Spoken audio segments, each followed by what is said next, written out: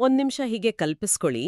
ಅಂದ್ರೆ ಒಂದು ಸಮಾಜ ಇದೆ, ಅಲ್ಲಿ ದುಡ್ಡು ಮಾಡೋದು ಅಥವಾ ಲಾಭ ಮಾಡೋದು ಅನ್ನೋದು ಒಂಥರ ಪಾಪದ ಕೆಲ್ಸ. ಖಂಡಿತ. ಅದೊಂದು ಅಪರಾಧ ಅನ್ನೋ ಥರ. ಹೌದು ಅಲ್ವಾ? ಯಾರಾದ್ರೂ ವ್ಯಾಪಾರದಲ್ಲಿ ಸ್ವಲ್ಪ ಲಾಭ ಮಾಡಿದ್ರೆ ಸಾಕು, ಆಮೇಲೆ ಅವ್ರನ್ನ ಈ ಶೋಷಕರು, ದುರಾಸೆಯುಳ್ಳವರು ಅಂತಾನೇ ನೋಡೋದು. ಸಮಾಜ ಕಂಟಕರು ಅನ್ನೋ ದೃಷ್ಟಿ ಇರುತ್ತೆ. ಎಕ್ಸಾಕ್ಟ್ಲಿ. ಆದ್ರೆ ಕೇವಲ ಒಂದೆರಡು ದಶಕಗಳಲ್ಲಿ ಅದೇ ಸಮಾಜದಲ್ಲಿ ಒಂದು ಅಗಾಧವಾದ ಬದಲಾವಣೆ ಆಗತ್ತೆ. ನೆನ್ನೆ ತನಕ ಪಾಪ ಅನಿಸ್ತಿದ್ದ ಅದೇ ದುಡ್ಡು ಮತ್ತೆ ಲಾಭ ಇದೆಯಲ್ಲ, ಅದು ಇವತ್ತು ಮನುಷ್ಯನ ಬುದ್ಧಿವಂತಿಕೆ ಆಮೇಲೆ ಕಠಿಣ ಶ್ರಮದ ಸಂಕೇತ ಆಗಿ ಆರಾಧನೆಗೆ ಒಳಗಾಗತ್ತೆ. ಇದು ನಿಜಕ್ಕೂ ಭಾರಿ ದೊಡ್ಡ ಪಲ್ಲಟ. ಒಂದು ಇಡೀ ಸಮಾಜ ತನ್ನ ಆರ್ಥಿಕ ನಿಲುವನ್ನ ಹೀಗೆ ಬುಡಮೇಲು ಮಾಡ್ಕೊಂಡ್ರೆ ಏನಾಗುತ್ತೆ ಅನ್ನೋದು ದೊಡ್ಡ ಪ್ರಶ್ನೆ. ಹೌದು. ಸೊ ಇವತ್ತಿನ ನಮ್ಮ ಈ ಆಳವಾದ ಅಧ್ಯಯನದಲ್ಲಿ, ಅಂದ್ರೆ ನಮ್ಮ ಈ ಡೀಪ್ ಡೈವ್ನಲ್ಲಿ, ನಾವು ಪೂರ್ಣಚಂದ್ರ ತೇಜಸ್ವಿ ಅವರ ಬಹುಚರ್ಚಿತ ಪ್ರಬಂಧ ಸಮಕಾಲೀನ ಸವಾಲುಗಳು ಬಗ್ಗೆ ಮಾತಾಡ್ತಾ ಇದ್ದೀವಿ. ಓಕೆ, ಬಹಳ ಪ್ರಸ್ತುತವಾದ ವಿಷಯ ಇದು. ಆಮೇಲೆ ಏನ್ ಗೊತ್ತಾ, ಇವತ್ತಿನ ನಮ್ಮ ಮುಖ್ಯ ಉದ್ದೇಶ ಅಥವಾ ಮಿಷನ್ ಏನಂದ್ರೆ, ಯಾರಾದ್ರೂ ವಿದ್ಯಾರ್ಥಿಗಳು ತಮ್ಮ ಪರೀಕ್ಷೆಯಲ್ಲಿ 10 ಅಂಕಗಳ ಪ್ರಶ್ನೆಗೆ ಅತ್ಯುತ್ತಮ ಉತ್ತರ ಬರಿಬೇಕು ಅಂದ್ರೆ ಏನೆಲ್ಲ ಬೇಕು? ಓಹೋ, 10 ಅಂಕಗಳ ಉತ್ತರದ ಫ್ರೇಮ್ವರ್ಕ್. ಹೌದು. ಆ ಸಾಹಿತ್ಯದ ಪಲ್ಲಟ, ಜಾಗತೀಕರಣ, ಖಾಸಗೀಕರಣ ಮತ್ತೆ ಮೀಸಲಾತಿ ಬಗ್ಗೆ ಲೇಖಕರ ವಿಶ್ಲೇಷಣೆ, ಇದೆಲ್ಲವನ್ನು ಒಂದೆಡೆ ಕಲೆ ಹಾಕೋದು ನಮ್ಮ ಗುರಿ. ಖಂಡಿತ. ಆದರೆ ಈ ಚರ್ಚೆ ಶುರು ಮಾಡೋಕ್ ಮುಂಚೆ ಒಂದು ಮಾತು ಸ್ಪಷ್ಟಪಡಿಸಬೇಕು. ಹೇಳಿ. ಈ ಪ್ರಬಂಧದಲ್ಲಿ ರಾಜಕೀಯ, ಆರ್ಥಿಕ ನೀತಿಗಳು, ಆಮೇಲೆ ಮೀಸಲಾತಿ ಥರದ ಬಹಳ ಸೂಕ್ಷ್ಮ ವಿಚಾರಗಳಿದೆ. ನಮ್ಮ ಉದ್ದೇಶ ಇಲ್ಲಿ ಯಾವುದೇ ಸಿದ್ಧಾಂತದ ಪರವಿರೋಧ ಮಾಡೋದಲ್ಲ. ಅಫ್ಕೋರ್ಸ್. ಲೇಖಕರು ಏನ್ ಹೇಳಿದ್ದಾರೆ ಆ ಮೂಲ ವಿಚಾರಗಳನ್ನ ಯಾವುದೇ ಪೂರ್ವಾಗ್ರಹ ಇಲ್ಲದೆ ವಸ್ತುನಿಷ್ಠವಾಗಿ ವಿಶ್ಲೇಷಣೆ ಮಾಡ್ತೀವಿ ಅಷ್ಟೇ. ರೈಟ್. ನಾವು ನ್ಯೂಟ್ರಲ್ ಆಗಿರ್ತೀವಿ. ಸೊ ಈ 10 ಅಂಕದ ಉತ್ತರದ ಮೊದಲನೇ ಘಟ್ಟಕ್ಕೆ ಬರೋಣ.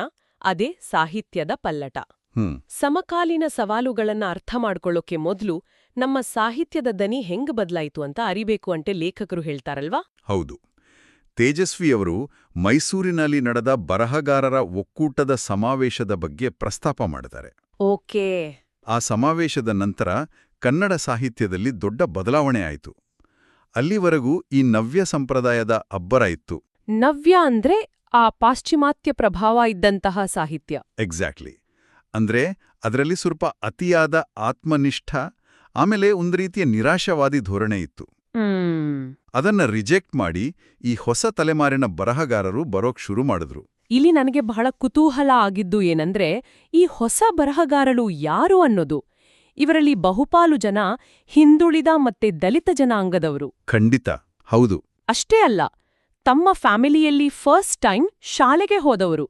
ಅಂದ್ರೆ ಅಕ್ಷರಜ್ಞಾನ ಪಡೆದ ಮೊದಲ ತಲೆಮಾರಿನ ಯುವಕರು ಇವರು. ನಿಜ. ಇದು ಬಹಳ ಮುಖ್ಯವಾದ ಪಾಯಿಂಟ್.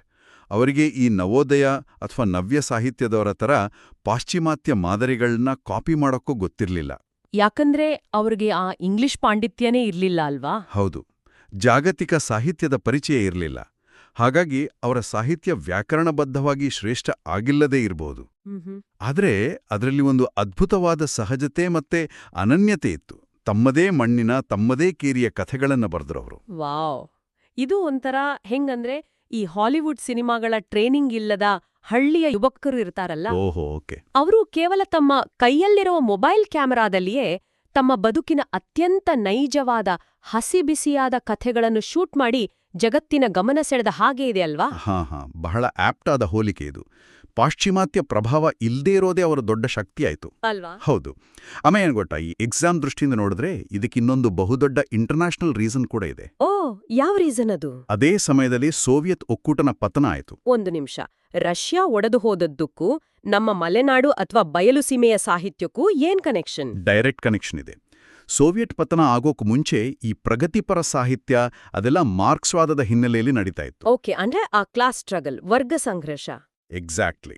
ಅದೇ ರಷ್ಯಾ ಪತನ ಆದ್ಮೇಲೆ ಮಾರ್ಕ್ಸ್ವಾದದ ಇನ್ಫ್ಲೂಯೆನ್ಸ್ ಕಮ್ಮಿ ಆಯಿತು. ಆಗ ನಮ್ಮ ಬರಹಗಾರರಿಗೆ ತಾವು ಬರೀ ವರ್ಗದ ಬಗ್ಗೆ ಮಾತಾಡೋದನ್ನ ಬಿಟ್ಟು ನಮ್ಮ ಅಸಲಿ ಪ್ರಾಬ್ಲಮ್ ಆಗಿರೋ ಜಾತಿ ಮತ್ತೆ ಪ್ರಾದೇಶಿಕ ಶೋಷಣೆ ಬಗ್ಗೆ ಮಾತಾಡೋಕೆ ದೊಡ್ಡ ವೇದಿಕೆ ಸಿಕ್ಕಿದ ಹಾಗೆ ಆಯಿತು. ಅರ್ಥ ಆಯ್ತು.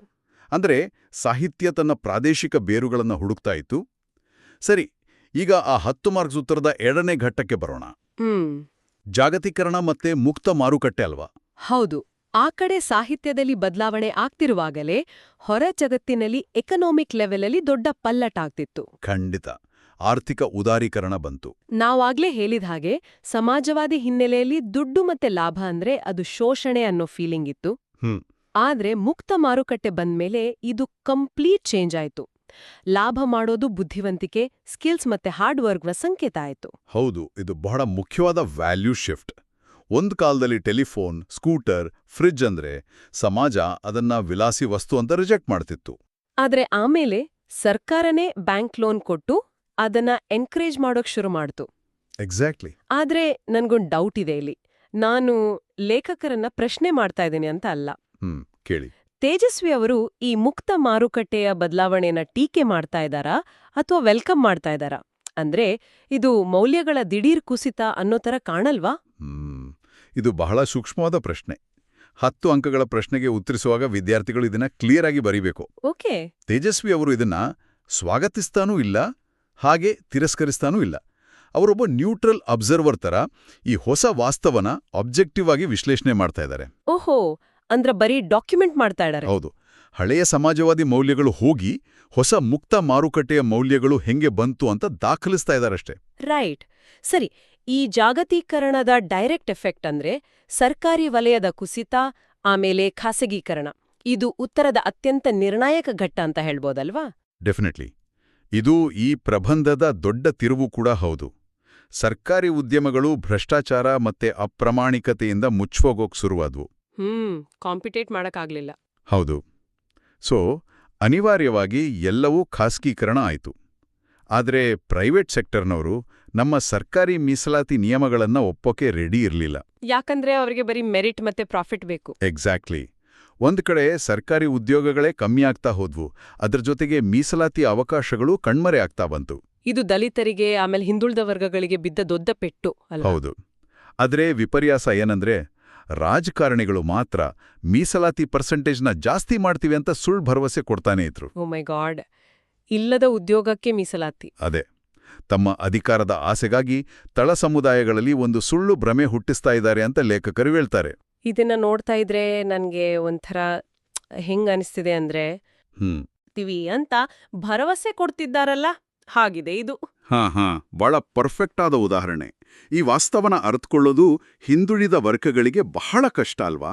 ಖಂಡಿತ ಕಷ್ಟ. ಅದೇ, ಈ ಕಠೋರ ಸತ್ಯನ ಎಕ್ಸಾಮ್ ಆನ್ಸರಲ್ಲಿ ಕಡ್ಡಾಯವಾಗಿ ಉಲ್ಲೇಖ ಮಾಡಬೇಕು. ದಲಿತರು ಇನ್ಮುಂದೆ ಈ ಇಂಟರ್ನ್ಯಾಷನಲ್ ಮುಕ್ತ ಮಾರುಕಟ್ಟೆಯ ಸ್ಪರ್ಧೆನ ಎದುರಿಸಲೇಬೇಕು ಅಂತ ತೇಜಸ್ವಿ ವಾದ ಮಾಡ್ತಾರೆ. ಹಾಗಾದ್ರೆ ಈ ಗ್ಲೋಬಲ್ ಟೈಮಲ್ಲಿ ಮೀಸಲಾತಿ ಇಲ್ದೇ ಇರುವಾಗ ದಲಿತರು ಮತ್ತು ಹಿಂದುಳಿದ ವರ್ಗಗಳು ಮಾಡಬೇಕಾದ್ದೇನು? ಇದು ಪ್ರಬಂಧದ ಕ್ಲೈಮ್ಯಾಕ್ಸ್ ಅಲ್ವಾ? ಮೀಸಲಾತಿ ಇಲ್ದಿದ್ರೆ ಅವರು ಮುಂದೆ ಬರೋಕ್ ಸಾಧ್ಯನೇ ಇಲ್ಲ ಅನ್ನೋದು ಲೇಖಕರ ಪ್ರಕಾರ ಅಪ್ಪಟ ಸುಳ್ಳು. ಎಕ್ಸಾಕ್ಟ್ಲಿ. ಇದಕ್ಕೆ ಅವರು ಕೊಡೋ ಉದಾಹರಣೆ ಅಂದ್ರೆ ಕುವೆಂಪು ಅವರು. ಹೌದು, ಕುವೆಂಪು ಅವರ ಬದುಕು. ಮಲೆನಾಡಿನ ಕುಗ್ರಾಮದಲ್ಲಿ ಹುಟ್ಟಿದ ಶೂದ್ರರಾದ ಕುವೆಂಪು ಅವರಿಗೆ ಯಾವ ಮೀಸಲಾತಿಯೂ ಇರಲಿಲ್ಲ. ಆದ್ರೂ ಅವರು ಕಾನೂರು ಹೆಗ್ಗಡಿತಿ, ಮಲೆಗಳಲ್ಲಿ ಮದುಮಗಳು ಥರದ ಮಹಾನ್ ಕೃತಿಗಳನ್ನ ಬರೆದ್ರು. ಹೌದು. ಅಂದ್ರೆ ದಲಿತರು ಮತ್ತೆ ಹಿಂದುಳಿದವರು ಬೌದ್ಧಿಕವಾಗಿ ಯಾರಿಗೂ ಕಮ್ಮಿ ಇಲ್ಲ ಅನ್ನೋದು ಇದರ ಅರ್ಥ. ಅವ್ರಿಗೆ ನಿಜವಾಗಿ ಕಾಡ್ತಿರೋದು ಅವಕಾಶದ ಕೊರತೆ ಅಲ್ಲ, ಬದಲಾಗಿ ಆತ್ಮಗೌರವ ಮತ್ತೆ ಆತ್ಮವಿಶ್ವಾಸದ ಕೊರತೆ ಮಾತ್ರ. ಓಹೋ, ಅಂದ್ರೆ ಕೀಳರಿಮೆ. ಅದೇ, ಇನ್ಫೀರಿಯಾರಿಟಿ ಕಾಂಪ್ಲೆಕ್ಸ್. ಈ ಕೀಳರಿಮೆನ ಬಿಟ್ರೆ ಮೀಸಲಾತಿಯ ಹಂಗೂ ಇರಲ್ಲ. ಇಲ್ಲಿ ಲೇಖಕರ ಇನ್ನೊಂದು ಇಂಟ್ರೆಸ್ಟಿಂಗ್ ಕಮೆಂಟ್ ಮಾಡ್ತಾರೆ. ಏನು? ಈ ಅನುಭವವೇ ಇಲ್ದ ಮೇಲ್ವರ್ಗದ ಬರಹಗಾರರು ಕೇವಲ ಕಲ್ಪನೆಯಿಂದ ದಲಿತರ ಬಗ್ಗೆ ಸಾಹಿತ್ಯ ಬರೀತಾರಲ್ಲ, ಹೌದು, ಅದನ್ನ ಲೇಖಕರು ಬುಡುಬುಡಿಕೆ ಅಲ್ಲಾಡಿಸಿದಂತೆ ಅಂತ ವ್ಯಂಗ್ಯ ಮಾಡ್ತಾರೆ. ವಾಹ್, ಬುಡುಬುಡಿಕೆ ಅಲ್ಲಾಡಿಸಿದಂತೆ ಅಂದ್ರೆ ಸೌಂಡ್ ಇರುತ್ತೆ, ಆದ್ರೆ ರಿಯಲ್ ಲೈಫ್ ಎಕ್ಸ್ಪೀರಿಯನ್ಸ್ ಇರಲ್ಲ. ಎಕ್ಸಾಕ್ಟ್ಲಿ. ಅಂದ್ರೆ ಆ 10 ಮಾರ್ಕ್ಸ್ ಉತ್ತರದ ಕೊನೆಯಲ್ಲಿ ಬರೆಯಬೇಕಾದ ಕನ್ಕ್ಲೂಷನ್ ಇದೆ ಅಲ್ವಾ? ಬಾಹ್ಯ ಸವಲತ್ತುಗಳಿಗಿಂತ ಅಂದ್ರೆ ಮೀಸಲಾತಿಗಿಂತ ಆಂತರಿಕ ಶಕ್ತಿಯ ಅಂದ್ರೆ ಆತ್ಮಗೌರವದ ಜಾಗೃತಿಯಾಗೋದು ಮುಖ್ಯ ಅನ್ನೋದು ತೇಜಸ್ವಿ ಅವರ ನಿಲುವು. ಮೀಸಲಾತಿ ಸ್ವಲ್ಪ ಮಟ್ಟಿಗೆ ಆರ್ಥಿಕ ಅನುಕೂಲ ಕೊಡಬಹುದು, ಆದರೆ ನಿಜವಾದ ಸಮಾನತೆ ಬರಬೇಕು ಅಂದ್ರೆ ತಳ ಸಮುದಾಯಗಳು ಈ ಕೀಳರಿಮೆನ ಬಿಟ್ಟು ಜಗತ್ತಿನ ಎದುರು ತಮ್ಮ ಸಾಮರ್ಥ್ಯನ ತೋರಿಸ್ಬೇಕು. ನಿಜಕ್ಕೂ ಬಹಳ ಪವರ್ಫುಲ್ ಆದ ಮೆಸೇಜ್ ಇದು. ಹೌದು. ಸರಿ, ಈಗ ಪ್ರಬಂಧದ ವಿಚಾರಗಳೆಲ್ಲ ಅರ್ಥ ಆಯ್ತು. ಪರೀಕ್ಷೆಯ ಉತ್ತರನ ಪೂರ್ಣಗೊಳಿಸೋಕೆ ಕೊನೆಯಲ್ಲಿ ಲೇಖಕರ ಹಿನ್ನೆಲೆ ಸ್ವಲ್ಪ ಬರೀಬೇಕಲ್ವಾ? ಹೌದು. ಪೀಠಿಕೆ ಅಥವಾ ಕನ್ಕ್ಲೂಷನಲ್ಲಿ ಬರೆಯೋಕಿದು ಹೆಲ್ಪ್ ಆಡತ್ತೆ. ಪೂರ್ಣಚಂದ್ರ ತೇಜಸ್ವಿ ಅವರ ಬಗ್ಗೆ ಹೇಳೋದಾದ್ರೆ ಅವರು ಹುಟ್ಟಿದ್ದು ಕುಪ್ಪಳಿಯಲ್ಲಿ, ಆಮೇಲೆ ಮೂಡಿಗೆರೆಯಲ್ಲಿ ಕೃಷಿ ಮಾಡ್ಕೊಂಡು ಪ್ರಕೃತಿಯ ಜೊತೆನೇ ಬದುಕಿದವರು. ಎಕ್ಸಾಕ್ಟ್ಲಿ. ಕರ್ವಾಲೋ, ಚಿದಂಬರ ರಹಸ್ಯ, ಜುಗಾರಿ ಕ್ರಾಸ್ ಇವರ ಕೃತಿಗಳೆಲ್ಲ ಬಹಳ ಫೇಮಸ್. ಹೌದು, ನಾವೆಲ್ಲ ಓದಿದೀವಿ. ಇವರ ಸಾಹಿತ್ಯದ ದೊಡ್ಡ ವೈಶಿಷ್ಟ್ಯ ಏನಂದ್ರೆ ವಿಜ್ಞಾನ, ಪರಿಸರ ಮತ್ತೆ ಈ ವೈಚಾರಿಕತೆಯ ಅದ್ಭುತ ಸಮ್ಮಿಲನ ಇರುತ್ತೆ. ಗ್ರೇಟ್. ಸೊ ಸಮಾರೋಪ ಮಾಡೋದಾದ್ರೆ ಬಂಡಾಯ ಸಾಹಿತ್ಯದ ಹುಟ್ಟು, ಆರ್ಥಿಕ ಉದಾರೀಕರಣದ ಪ್ರಭಾವ, ಖಾಸಗೀಕರಣ ಹಾಗೂ ಮೀಸಲಾತಿಯ ಬಿಕ್ಕಟ್ಟು, ಆಮೇಲೆ ಆತ್ಮಗೌರವದ ಮಹತ್ವ, ಇವಿಷ್ಟನ್ನ ಕರೆಕ್ಟಾಗಿ ಜೋಡಿಸಿದ್ರೆ ಸಮಕಾಲೀನ ಸವಾಲುಗಳು ಪ್ರಬಂಧದ ಮೇಲಿನ 10 ಅಂಕಗಳ ಪ್ರಶ್ನೆಗೆ ಅತ್ಯುತ್ತಮ ಉತ್ತರ ರೆಡಿಯಾಯಿತು ಅಂತಾನೆ ಅರ್ಥ. ಖಂಡಿತ. ಯಾವ ಸ್ಟೂಡೆಂಟ್ ಆದ್ರೂ ಇದನ್ನ ಫಾಲೋ ಮಾಡಿದ್ರೆ ಫುಲ್ ಮಾರ್ಕ್ಸ್ ಗ್ಯಾರಂಟಿ ಅಲ್ವಾ? ಹಾಗಾದ್ರೆ ಇವತ್ತಿನ ಈ ಡೀಪ್ ಡೈವ್ನ ಮುಗ್ಸೋಕು ಮುಂಚೆ ಕೇಳುಗರಿಗೆ ಒಂದು ಪ್ರಚೋದನಾತ್ಮಕ ಚಿಂತನೆ. ಹೇಳಿ. ತೇಜಸ್ವಿ ಅವರಾಗ್ಲೇ ಹೇಳಿದ್ರು, ಜಾಗತೀಕರಣದ ಆರಂಭದ ದಿನಗಳಲ್ಲಿ ಪಾಶ್ಚಿಮಾತ್ಯ ಪ್ರಭಾವ ಇಲ್ಲದ ಪ್ರಾದೇಶಿಕ ಧನಿಗಳು ತಮ್ಮದೇ ಆದ ಶಕ್ತಿ ಕಂಡುಕೊಂಡು ಅಂತ. ಹೌದು. ಮೊಬೈಲ್ ಕ್ಯಾಮೆರಾ ಎಕ್ಸಾಂಪಲ್ ನೆನ್ಪಿದೆ. ಎಕ್ಸಾಕ್ಟ್ಲಿ. ಆದ್ರೆ ಇವತ್ತು ನಾವು ಕೃತಕ ಬುದ್ಧಿಮತ್ತೆ ಅಂದ್ರೆ ಎಐ ಮತ್ತೆ ಸೋಷಿಯಲ್ ಮೀಡಿಯಾದ ಅತಿ ಸಂಪರ್ಕದ ಯುಗದಲ್ಲಿದ್ದೀವಿ. ಈಗ ಪ್ರಶ್ನೆ ಏನಂದ್ರೆ, ಮೂಲೆ ಗುಂಪಾದ ಸಮುದಾಯಗಳ ಆ ಹಸಿಬಿಸಿ ಧನಿಗಳು ಇವತ್ತು ಈ ಗ್ಲೋಬಲ್ ಅಲ್ಗಾರಿದಮ್ಗಳಿಗೆ ತಕ್ಕಂತೆ ತಮ್ಮ ಆ ಮೂಲ ನೈಜತೆಯನ್ನ ಎಲ್ಲೋ ಕಳ್ಕೊಳ್ತಾ ಇವ್ಯಾ? ಇದೊಂದು ಬಹಳ ಗಂಭೀರವಾದ ಪ್ರಶ್ನೆ. ಅಧ್ಯಯನದಲ್ಲಿ ಇಂಥದ್ದೇ ಇನ್ನೊಂದು ಕುತೂಹಲಕಾರಿ ವಿಷಯದ ಜೊತೆ ಭೇಟಿಯಾಗೋಣ.